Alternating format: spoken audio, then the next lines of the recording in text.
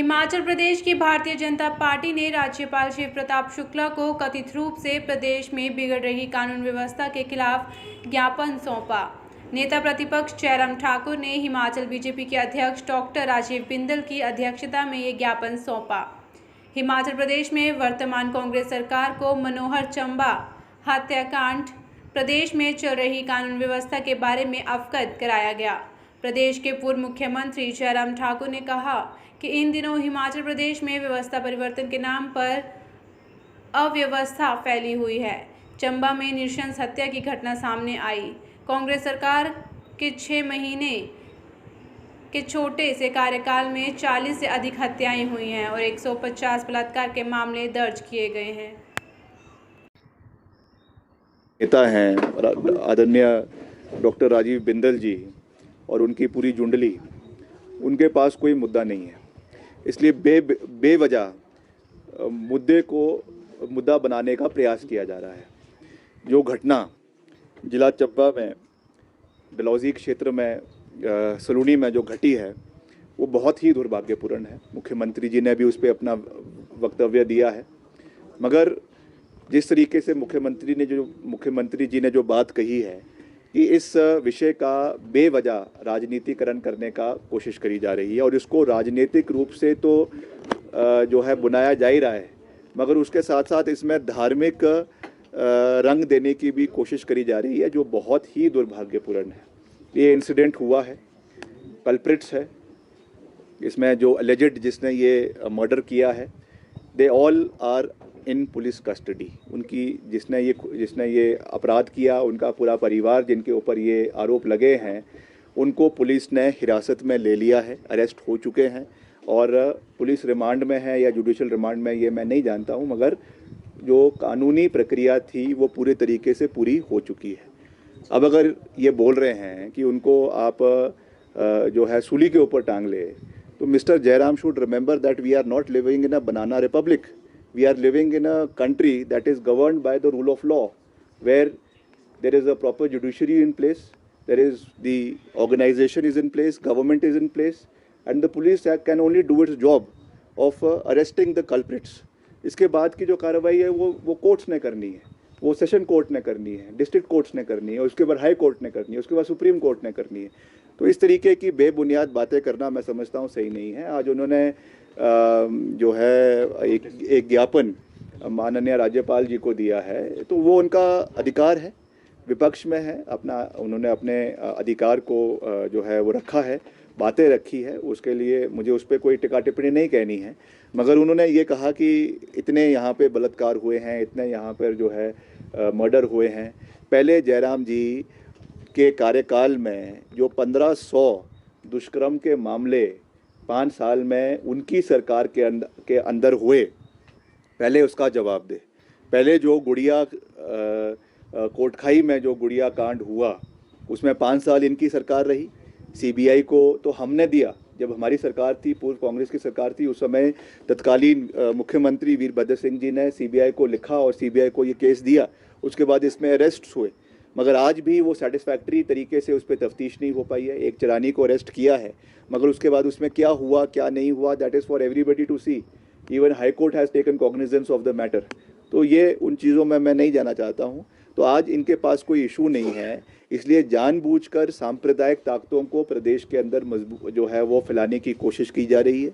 एक heinous crime हुआ है विच वी ऑल, जिसको हम उसकी कड़ी शब्दों में निंदा करते हैं, मगर उसको राजनीतिक रंग, उसको धार्मिक रंग जो देने की ये भाजपा कोशिश कर रही है, ये बहुत दुर्भाग्यपूर्ण है और इससे इनको जो है वो बचना चाहिए। जयराम ठाकुर कह रहे हैं, ये वो कह रहे हैं। देखिए, मुख्यमंत्री जी ने कभी भी इस तरीके का कोई बयान नहीं दिया। मुख्यमंत्री जी ने ये कहा कि हम 97-98% वाले हिंदू राज्यों में हम जीते हैं, कांग्रेस पार्टी जीती है। मैं वही कह रहा हूँ, उस बयान को फिर से ये तोड़ मरोड़ कर पेश करने की कोशिश कर रहे हैं। और जयराम जी, बिंदल जी या इनके कोई भी नेता, मैं उनसे निवेदन करूंगा कि हमें कम से कम जो है वो हिंदुत्व का पाठ ना पढ़ाएं। हम उनसे बड़े हिंदू हैं। हमारे समय में जो काम भाजपा की सरकारें नहीं कर पाई, धर्मांतरण का कानून जब वो नहीं ला पाए, वीरभद्र सिंह जी की सरकार, कांग्रेस सरकार हिमाचल में लेकर आई है। हमारे समय में सैकड़ों करोड़ों जो है करोड़ रुपए मंदिरों के निर्माण पुनर्निर्माण के लिए हिमाचल प्रदेश में लगे हैं, जिसका जीता जागता उदाहरण आपका शोगी के अंदर जो तारा देवी का मंदिर का पुनर्निर्माण, जिसमें करीबन 20 करोड़ रुपए की लागत से बनकर तैयार हुआ। आपके नैना देवी मंदिर में, आपके हाटू मंदिर में, आपके हाटेश्वरी मंदिर जुब्बल में, ऐसे सैकड़ों उदाहरण हैं। शाटाधार मंदिर जो आपका जंजैली में है, उसमें भी सरकार ने, वीरभद्र सिंह सरकार ने करोड़ों रुपए जो है उस मंदिर के लिए दिए है। तो I request him and I request his party to, ये हिंदुत्व का जो ये झंडा उठा के हिमाचल के अंदर चल रहे हैं, यहाँ पे ये काम करने वाला है नहीं। ये देवभूमि है और हम सब देवी देवताओं को मानने वाले हैं, इसलिए इस तरीके की चीज़ों में ना जाकर तथ्यों के ऊपर बात करें, इश्यूज़ के ऊपर बात करें। हम उनका जवाब देंगे, हम सरकार में हैं, हम उनके हर चीज़ का जवाब देंगे। मगर ऐसी बातें, ऐसी बेबुनियाद बातें जिसका कोई सिर नहीं है, जिसका कोई पैर नहीं है, उन चीज़ों को तो हम उस पर जवाब देना भी जो है वो वाजिब नहीं समझते हैं।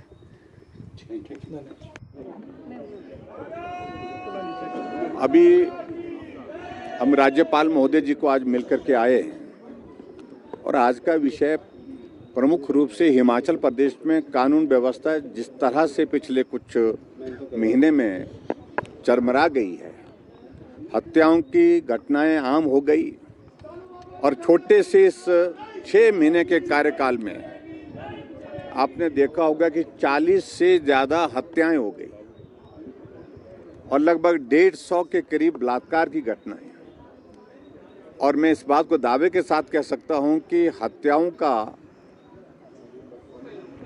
और दूसरी जो इस प्रकार की जो घटनाएं जो घटित हो रही हैं, इतना क्रम आज से पहले कभी नहीं रहा, किसी सरकार में नहीं रहा। और हिमाचल प्रदेश देवभूमि के नाम से जाना जाता है और देवतुल्य यहाँ के लोग हैं।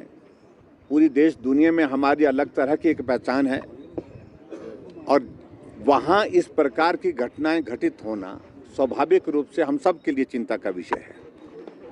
प्रमुख रूप से भी हाल ही में जो घटना घटित हुई, जो चंबा जिला के सलूनी सब डिवीज़न के अंतर्गत 25 साल का एक नौजवान मनोहर नाम का 6 तारीख को घर से गायब होता है, शाम तक घर नहीं पहुंचता है। उसके पश्चात परिवार के लोगों ने ढूंढने की कोशिश की, रिश्तेदारों के यहाँ पर संपर्क करने की कोशिश की। जब उनकी खबर नहीं मिली तो पुलिस में दर्ज की रिपोर्ट और उसके बाद गांव वाले, पुलिस वाले सब मिलकर के जब उसको ढूंढने के लिए निकले, तीसरे दिन उनकी लाश एक बोरी के अंदर घर से थोड़ा दूर एक नाले के अंदर मिलती है।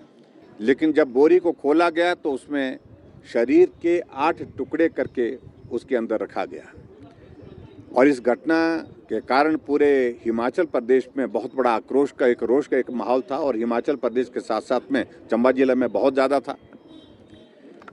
और आज तक के इतिहास में हिमाचल प्रदेश में इस प्रकार की घटना घटित नहीं हुई है। जब घटना घटित नहीं हुई तो स्वाभाविक रूप से ये सहज नहीं है और एक महज एक हत्या का मामला नहीं देखना चाहिए। इस सारी चीज़ को गंभीरता से लेना चाहिए। मैं और हमारे पार्टी के अध्यक्ष डॉक्टर राजीव बिंदल विधायकों के साथ, पूर्व विधायकों के साथ, पार्टी के नेताओं के साथ परिवार को सांत्वना देने के लिए यहाँ से निकले, लेकिन सलूनी सब डिवीज़न के प्रवेश होने से पहले ही वहाँ पर हमको रोक दिया गया। यानी कि जो पीड़ित के परिवार को मिलने के लिए जहाँ जा रहे थे वहाँ से 60 किलोमीटर दूर हमको रोक दिया गया और रोकने के पश्चात आगे जाने नहीं दिया गया कि 144 लगी है धारा, इस कारण से आप जा नहीं सकते। और काफ़ी देर तक इंतज़ार करने के बाद फिर हमने धरना दिया, उसके बाद हम वापस आए।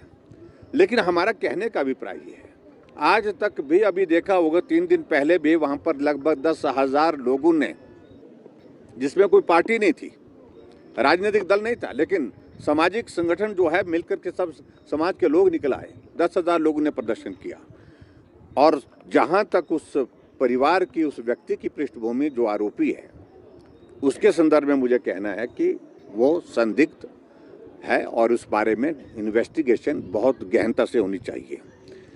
एसआईटी कॉन्स्टिट्यूट की है, वो सिर्फ एक सीमा तक देखेंगे, वो मर्डर के मामले को देखेंगे। लेकिन हमारा मानना है कि वहाँ वो इलाका बिल्कुल सेंसिटिव है, जम्मू कश्मीर के बॉर्डर के बहुत करीब है शत्रुंडी हत्याकांड वहाँ पर आपको मालूम है कि 98 में हुआ, जिसमें 35 लोगों की हत्या वहाँ पर कर दी थी आतंकवादियों ने घुस करके।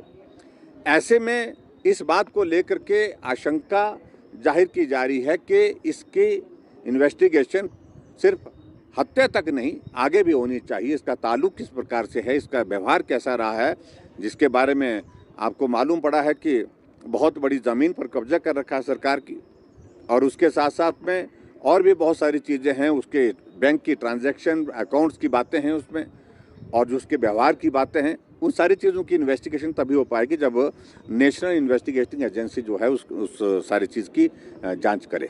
ये हमने आज महामहिम राज्यपाल महोदय जी के समक्ष अपना आग्रह रखा, निवेदन रखा, जिसमें हमने कहा कि आप इस सारे मामले को की गंभीरता को देखते हुए इसकी जांच जो है वो NIA के माध्यम से करने की जो हमने जो मांग की है उनके समक्ष रखी है। और जहां एक बात को लेकर के मुझे जो चिंता का विषय हमारा, हिमाचल में सरकार कांग्रेस की बनी, और कांग्रेस की सरकार बनने के बाद मुख्यमंत्री का पहला बयान ये आता है कि जिस प्रदेश में 97% 97% हिंदू हैं, वहाँ मैं हिंदूवादी पार्टी को हरा करके आया हूँ। ये बहुत दुर्भाग्यपूर्ण है। ऐसी बयानबाजी से बहुत माहौल ख़राब होता है, और ऐसी बयानबाजी से ऐसे लोगों का हौसला बढ़ता है। और यही नहीं, दिल्ली में गए पहली बार मुख्यमंत्री बनने के बाद, वहाँ भी ये स्टेटमेंट दिया, और यहाँ से आगे बढ़ कर के जब कर्नाटक में चुनाव हो रहे थे, कर्नाटक के चुनाव में उनका जाना हुआ, तो वहाँ पर भी उन्होंने ये स्टेटमेंट दी। इस बात को गंभीरता से लेने की आवश्यकता है। अभी भी इन्वेस्टिगेशन की जो प्रोसेस है, बहुत सारी चीज़ों को हमारी जानकारी है, उनको हशअप करने की कोशिश की जा रही है। फैक्ट्स जो हैं ठीक है, गिरफ्तारी हुई है, वो तो सबूत के साथ हो गई है उस बात को लेकर के, लेकिन उस सारी चीज़ की इन्वेस्टिगेशन NIA के माध्यम से बनती है, और इस गंभीरता को समझने की आवश्यकता है। इसलिए आज हम महामहिम राज्यपाल महोदय जी को अपनी बात कहने के लिए गए थे। सरकार के मंत्रियों ने कहा है कि क्षेत्रवाद के नाम पर भी भाजपा प्रदेश को अलग करने की कोशिश कर रही है। देखिए, मैं इस बात को लेकर बस सीधा कहना चाह रहा हूँ, भाजपा इसमें कहाँ से आ गई? क्या पीड़ित के परिवार को मिलना गुनाह है? भारतीय जनता पार्टी के लोग अगर मिलना चाहते हैं, मैं लीडर ऑफ ऑपोजिशन हूँ, पूर्व में मैं मुख्यमंत्री भी इस प्रदेश का रहा हूँ, जनप्रतिनिधि होने के नाते और पार्टी के प्रतिनिधि होने के नाते पार्टी के अध्यक्ष और हम सब लोग मिलने जाते हैं, तो मुझे लगता है कि इसमें राजनीति की कोई बात नहीं है। होना तो ये चाहिए तो उल्टा कि मुख्यमंत्री को हमसे पहले जाना चाहिए था। ना मंत्री गए ना मुख्यमंत्री गए, और जब हम जा रहे तो हमको रोका जा रहा है। और जहाँ तक सारी चीज़ों को लेकर के जो आप पूछ रहे हैं, पर्टिकुलरली के क्षेत्रवाद के, और हिमाचल के इतिहास में पहली बार कोई मंत्री खड़ा होकर के भाषण दे रहा है, पुलिस की उपस्थिति में भाषण दे रहा है, मीडिया की उपस्थिति में भाषण दे रहा है, जिसमें क्षेत्रवाद की बात कही गई है। और मेरा ये कहना है कि मुख्यमंत्री को इस सारी बात का संज्ञान लेकर के जिस प्रकार के हालात पैदा हुए हैं, तुरंत मंत्री को बर्खास्त करना चाहिए था। लेकिन उसके बावजूद सारी चीज़ों को रफा दफा करने की ये प्रक्रिया चल रही है, इससे हिमाचल का भला नहीं होगा। हिमाचल प्रदेश में 6 महीने में 40 से ज़्यादा मर्डर हो गए, और उसके बावजूद बोल रहे कि राजनीति कर रहे हैं। 150 से ज़्यादा वहाँ पर हिमाचल प्रदेश में बलात्कार की घटनाएं घटित हो गई, उसके बावजूद बोल रहे हैं राजनीति करने के लिए। इस प्रकार की परिस्थिति प्रदेश में बन गई है। व्यवस्था परिवर्तन के नाम से चारों तरफ अव्यवस्था का आलम है, यही मुझे कहना है।